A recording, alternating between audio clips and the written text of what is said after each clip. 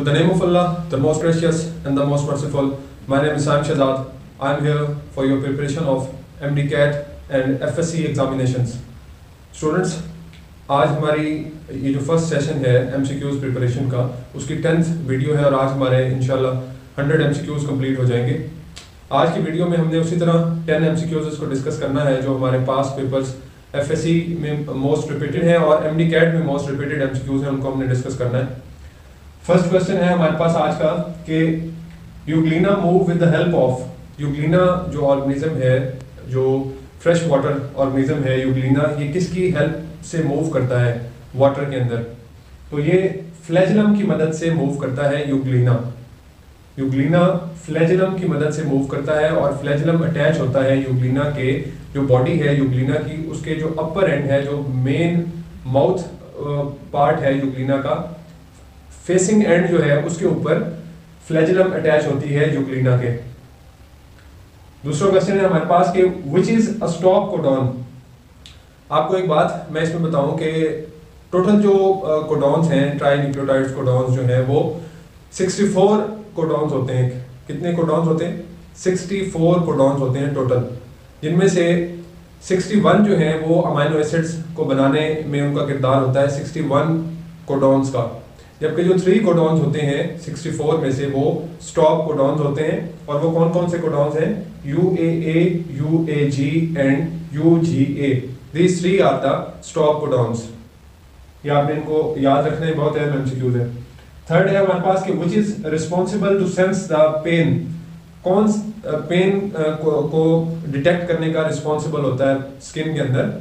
तो नोसिसेप्टर्स। ये जो सेल है नोसिसेप्टर्स, ये एक्चुअली नर्व एंडिंग्स हैं, free nerve endings present in the skin, जिन सेल्स को हम क्या कहते हैं, जो उस फ्री एंडिंग्स को बनाते हैं, नोसिसेप्टर्स हैं, जो पेन को डिटेक्ट करते हैं। जब कोई टिश्यू डैमेज होता है या कोई इंजरी होती है तो उसको डिटेक्ट करना, वो जो अचानक से कोई चीज हिट हो तो वो पेन को कौन डिटेक्ट करता है बॉडी के अंदर? वो नोसिसेप्टर्स डिटेक्ट करते हैं, जो फ्री नर्व एंडिंग्स होती हैं। पेपर में आपको 2 तरीके से इस क्वेश्चन को पूछा जा सकता है कि एक तो एग्जैक्टली नोसिसेप्टर्स का ऑप्शन आ सकता है और दूसरा नोसिसेप्टर्स अगर ना हो और फ्री एंडिंग्स, नर्व एंडिंग्स लिखी हो, फ्री नर्व एंडिंग्स, तो आपने फ्री नर्व एंडिंग्स पे भी इस पे टिक करना है, इस ऑप्शन पे भी, और नोसिसेप्टर्स पे भी आप कर सकते हैं। ये दोनों एक ही चीज है, फ्री नर्व एंडिंग्स और नोसिसेप्टर्स। फोर्थ है हमारे पास very important agent of change in gene frequency. Gene frequency में जो चेंज का एक बहुत अहम एजेंट है वो कौन है? वो है जेनेटिक ड्रिफ्ट। जेनेटिक ड्रिफ्ट से मुराद के किसी वजह से एक ऑर्गेनिज्म का अपनी नस्ल को आगे ना बढ़ाना, जिसमें या तो वो मर सकता है या वो रिप्रोड्यूस नहीं करता और उसकी नस्ल आगे नहीं बढ़ती, तो वो होती है जेनेटिक ड्रिफ्ट। तो चेंज इन जीन फ्रीक्वेंसी के अंदर मेन किरदार किसका होता है? चेंज इन जीन फ्रीक्वेंसी में मेन किरदार होता है जी जेनेटिक ड्रिफ्ट का, जिसके अंदर या तो ऑर्गेनिज्म की डेथ हो जाती है या वो फिर वो रिप्रोड्यूस नहीं करता। तो जेनेटिक ड्रिफ्ट है इसका आंसर। फिफ्थ है हमारे पास के एग्जांपल ऑफ ग्रोथ इनहिबिटर। ये बहुत कॉमन MCQs है, लेकिन बाज़ औक़ात स्टूडेंट्स को इसका भी नहीं पता होता। ये बहुत कॉमन है MCQs कि example of growth inhibitors. Growth inhibitors hormones में जो एग्जांपल है, वो सबसे पहली एग्जांपल है एब्सिसिक एसिड की। ये आपने याद रखनी है। एब्सिसिक एसिड का जहाँ पे नाम हो, जहाँ पे ऑप्शन हो, तो उसमें ग्रोथ इनहिबिटर, ग्रोथ इनहिबिशन की बात आएगी। एब्सिसिक एसिड की मेनली जिम्मेदारी होती है कि स्टोमेटा को क्लोज करवाना,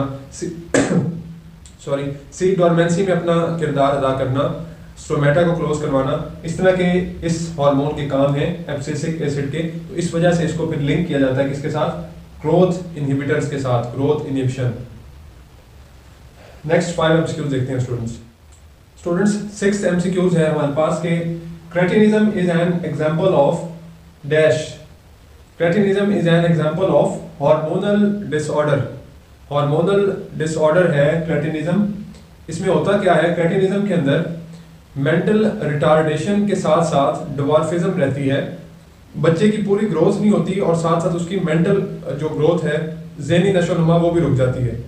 इसमें मेंटल रिटार्डेशन है और डिवार्फिज्म, दोनों चीजें शामिल हैं। और उसको हम क्या कहते हैं, इस डिसऑर्डर को? क्रेटिनिज्म। और ये कॉज क्यों होता है? ये हार्मोनल डिसऑर्डर की वजह से कॉज होता है। हेरिडिटी प्रॉब्लम भी है और कॉन्जेनिटल डिजीज भी इसको कहते हैं, जिसके अंदर ड्वार्फिज्म प्लस मेंटल रिटार्डेशन दोनों इसमें अक्कर होती हैं। 7th है हमारे पास कि organism produced from single cell by sub culturing.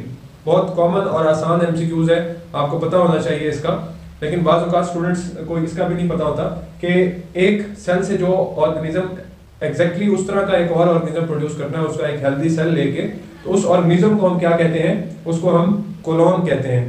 Organism produce from single cell by sub culturing is clone. ये एसेक्सुअल वे है रिप्रोडक्शन का, जिसके अंदर एक सेल से, एक हेल्दी सेल से एग्जैक्टली उसकी कॉपी को प्रोड्यूस किया जाता है, जिसको हम कोलोन कहते हैं।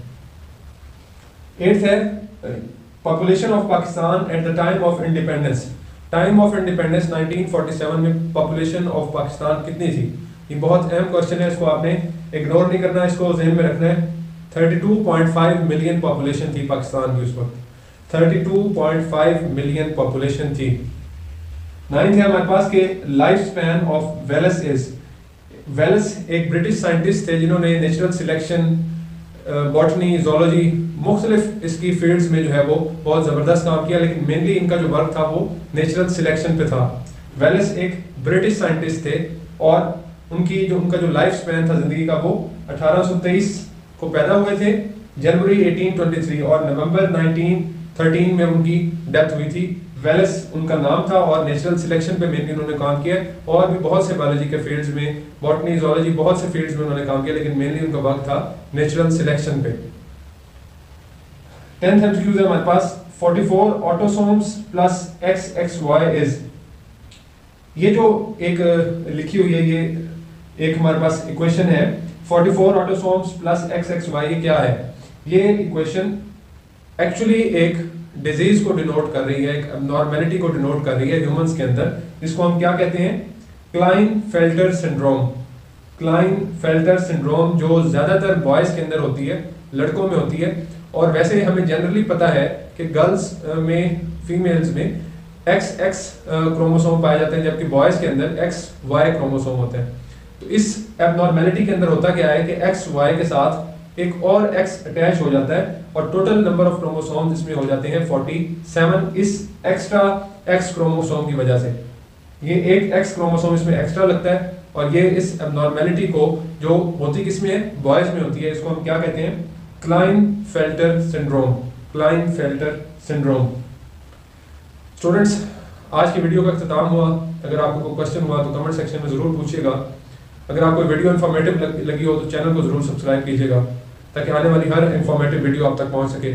साइम शहजाद को इजाज़त दीजिए। अल्लाह हाफ़िज़।